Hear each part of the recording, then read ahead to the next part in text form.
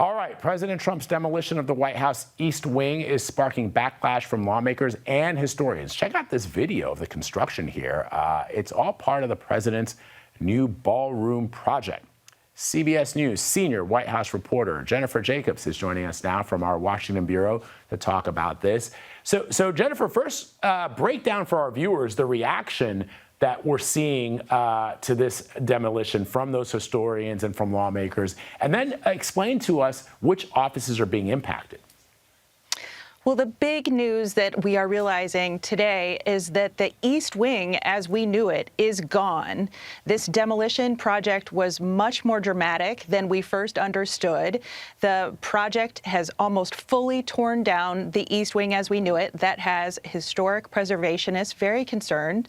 Some of them, including a National Trust for Historic Preservation, would like to put a pause on the demolition. It seems like it's too late for that. It's just gone, Vlad. They were really upset that the fact that President Trump didn't go through the normal channels of having historic review and opening this up to public comment. But the demolition has advanced more than we originally thought. Now, my sources told me a little bit about what has been torn down. So the East Wing, as we know it, was built originally in the early 1900s, but this iteration had been renovated and rebuilt in 1942 during FDR, during World War II. And it was the domain of first ladies such as Eleanor Roosevelt and Jackie Kennedy and Nancy Reagan and Michelle Obama. And it was in these workspaces that the social business of the White House was conducted. It was also the visitor's office. There was a main lobby where visitors would stroll through on their public tours. And then also when the president's fancy guests would show up for formal receptions and state dinners, they would stroll through this area. It was also the offices for the legislative aides and for the White House military officials who handled all the basic functions of the White House, including food service and medical and transportation. And all those offices have now been razed. Wow. All right. So Jennifer, I mean, I recall the president, I don't know if he said it during just a chat with reporters from the Oval, but that he indicated that the East Wing wouldn't really be all that much affected. What was the size of this project and the size of the demolition? Was that kept from the public, and could we see more of the White House be demolished? President Trump was not as forthright about this project as he could have been. In fact, he admitted to us on Monday that he has concealed some of this. He jokingly said, I tell people that the ballroom capacity will be about 999 because I don't want to crack 1,000 because then people get concerned at the size of this project. And CBS has reported that it actually is bigger than they initially told us. So, yes, there has been some concern that he has not been as open about what the project will include, what all will be rebuilt, and this just wasn't an addition. It wasn't just a ballroom addition as they implied. It's a full demolition, and interestingly, Vlad, it was built in secrecy by FDR in World War II to conceal an underground bunker. All right, and so again, Trump not being the first one, that's to be expected. But let's talk about who's doing the redesign and what it's going to cost ultimately. Because, anybody who's renovated, I mean, all of us, everybody here in the studio, anybody watching this who's ever tried to renovate, you, Jennifer, ever tried to renovate a part of your home, you start out with a budget, and then next thing you know, the wife is like, well, no, we got to do this, we got to add this, we got to do that. And so the question, of course, is how much could this redesign cost, and who's going to foot the bill? So far, it has been paid for by private donors. It's estimated to cost about $250 million. And they have so far raised that money. And I've been told that the money that they have left over up and above and beyond that $250 million will go to a triumphal arch that the president wants to build. Now, could the president build even more things on the White House campus? We know that he was up on the West Wing roof a couple weeks ago, surveying the White House campus, looking at the buildings and looking at the structures. And if he wanted to go for architectural symmetry, would he actually build more over on the west side instead of just the east side. It's just unclear. No indications of that yet, but we'll keep an eye on that one for more projects. So I just saw, we just flashed an image there, Jennifer, of what this potential arch could look like. Of course, brings to mind the Arc de Triomphe in Paris, France. I don't know if we have a picture of it, but that's what it looks like, reminding our viewers that the Arc de Triomphe in Paris was built by Napoleon Bonaparte, an emperor. He did it to commemorate all the lives lost and all of his military exploits. Who is the president commemorating with this arch? Not clear. He hasn't really spelled it out. He just told us that he's still looking at whether he wants it to be small, medium, or large, and he prefers the large size. I'm not surprised. Jennifer Jacobs, always great to have you. Thank you, my friend. Appreciate you.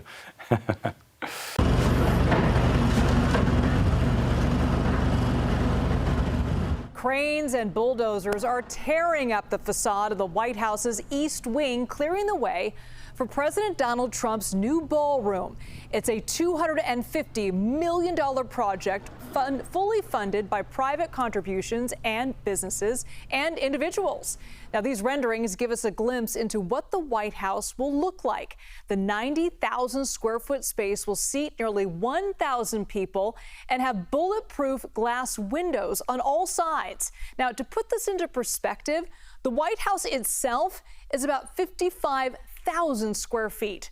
Joining us now is Jennifer Pickens, the White House and First Lady expert and author of the book, Entertaining at the White House, Decades of Presidential Traditions. Jennifer, thank you so much for being with us. Thank you for having me. This is such an honor and so much fun to talk to you about this because you spent so much time in the White House. First, tell us a little bit about your background. So I've written 3 books in the White House that I've loved, focusing on the traditions of our history. I love the White House because I think it really is a metaphor for our country. So my first book, Christmas at the White House, it really is a reflection of how traditions and things have changed over time. When you think about when the average American had a Christmas tree, it was about the same time the first Christmas tree appeared at the White House with Benjamin Harrison. Then we had pets at the White House. And then this latest one, Entertaining at the White House, Decades of Presidential Traditions, was just so much fun to really dive in and look at all these traditions and see how they've evolved over time and how they really have been such a part of our integral of our history. And there's always been this growing fascination about the White House and the details inside, from the furniture to who dined there. And this new ballroom, to put this into perspective, is almost twice the size of the entire White House. When you heard about the plans for this new addition in the East Wing, what did you think? I will be honest, I wasn't that surprised. I felt like, okay, it's finally happening. The size is interesting. I mean, the White House is truly on a human scale, which I love. It really reflects America and how we, our leaders live. The White House is the only home really that acts as a home, an office, and a museum that's open for tours, but it is on a human scale. So when you think about Buckingham Palace or Versailles, they're so much larger. But I do think it's something that many administrations have been talking about. I know for sure that the Clinton administration had really recommended to the Bush administration that they consider putting some sort of permanent pavilion up because they really learned to have the numbers of people that they wanted to entertain. They were constantly having to do tents on the lawn. And so I do think that's been something that has been talked about for a long time. We're coming up on the 250th anniversary of our country. Talk to us about what happened during the 200th celebration when Gerald Ford was president. Well, that's a great example of one of the times when they might have loved a ballroom to have at the White House. But when President Ford, during that American Centennial, so many people, they had never had that many requests to come and take tours of the White House before. And that wasn't just from Americans and people around the world that wanted to come walk through the wonderful White House, but it was also heads of state that really wanted to come visit us. And Mrs. Ford was really sensitive to the fact that she didn't want the house to be shut down for tours, which you typically would have to do for the days leading up to these state dinners. So they were having many of their events out on the White House lawn in a tent so that the tours could continue to go through. And the other thing that I think is interesting about the Ford administration, you really do see this time in our history as, you know, so many things have been unfolding, and it is such a dangerous time for some of our leaders. Having the ability to have more events at the White House will allow, in many ways, people to have more access to the president, because after the Ford and Reagan assassination attempts, the Secret Service really did want to scale back how much the president was out and about with crowds. You know, we see these images of the construction, and they've sparked some concern that this new ballroom is going to disturb the integrity of the White House, and they're potentially destroying a historical structure. How do you think former presidents and first ladies would feel about the construction of this new ballroom? You mentioned that presidents and first ladies have wanted more space to entertain, but when you see pictures like that, what do you think that how do you think they would feel? You know, I think it would depend on which administration. Not all of them wanted the space. The Reagans famously had almost a state dinner a month, and they were able to keep it all in that state dining room at roughly 130 people. But I will say all presidents and first ladies on both sides of the aisle, one thing that really unites them is their ability to look to history to find comfort. And I know that a lot of people, need to remember the time of the Truman renovation. We're so lucky that President Truman was president when the White House really was falling apart, and he completely restored it. But he also added the Truman balcony, and a lot of people were really upset about that. A lot of historical architects were calling to try to stop it, and now it's become part of our loved and cherished image of that White House. I can't imagine really what it would look like anymore. I've seen photos, but when you think of the White House, the Truman balcony is such a big part of it. And you've been part of some of these grand parties that have been held at the White House. Can you speak to the importance of this type of soft diplomacy and the role that it plays when it comes to the president's office? I do not think we can underestimate the importance of soft diplomacy enough. It really is, even if we don't always cover it, when you read newspapers overseas after these big historic visits, an invitation to the White House for a head of state is really an invitation saying you are in good standing with the United States. And people are completely poring over the details. I mean, it truly, sometimes I think other countries will have more media covering White House state visits than we do on the royals. I've had one person tell me that they were in the room during President Reagan's historic state visit with Russia, that you could literally feel the Cold War melt. And I thought that was such a great way of describing it, that so much more can be done in these meals and when people can get together and talk and exchange ideas, that it's just, you can't appreciate it enough. Do you have a favorite memory of your days at the White House, planning all these big events? Oh, yeah. I just think you cannot, every time you think of one, I was not part of the planning, but I did get to watch with the press President Trump's last state dinner for Australia during his first term. I thought was one of the most amazing moments in White House history. He had every branch of the United States government, United States military, represented on all of the angles of the Rose Garden. The state dinner was in the Rose Garden. The Marine Band was on top of the Oval Office. You had the Marines. Everyone was standing on roofs or in the bushes.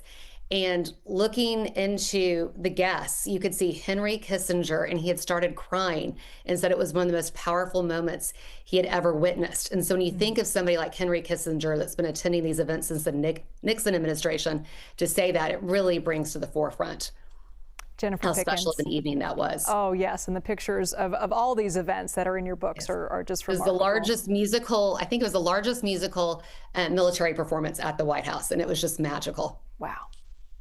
To be a witness to some of the things that you have been able to see in your career. Pretty cool. All right, Jennifer Pickens, thank you so much. I look forward to talking to you more in the future. Thank you. You as well.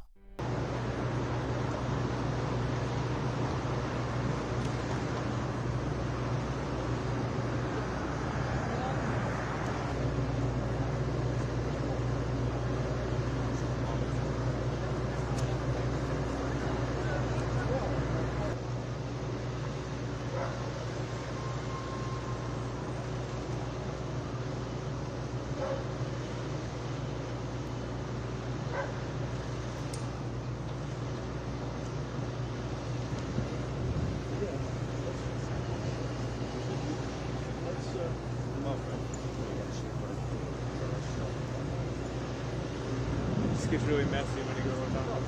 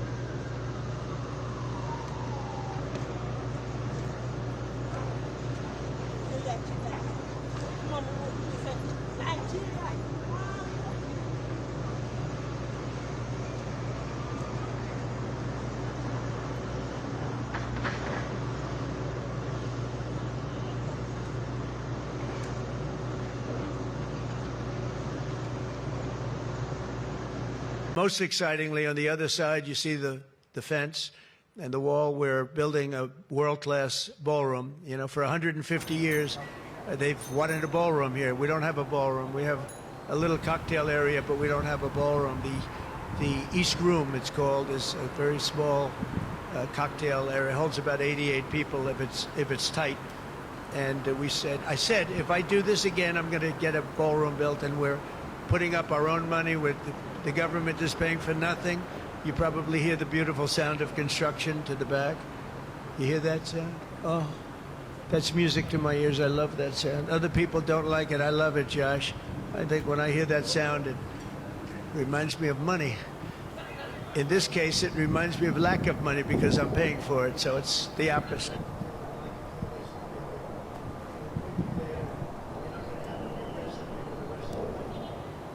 I just want to welcome you to the incredible Rose Garden. It's just an incredible place. It was done, we did it, brought it back to health. It was in very bad shape, actually, and we brought it back to health.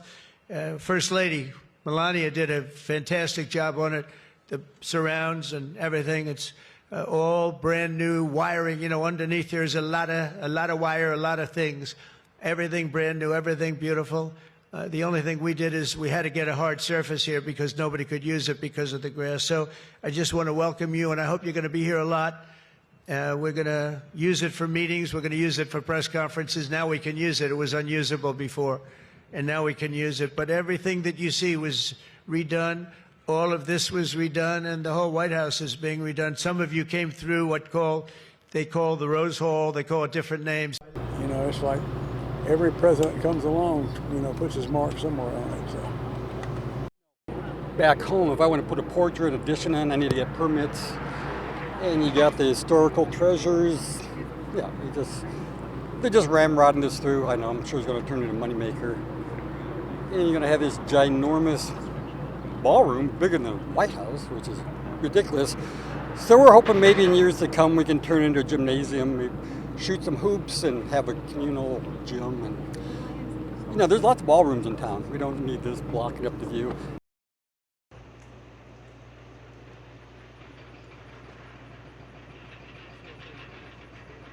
It's never good to change the history. You have to assume your history, that's all.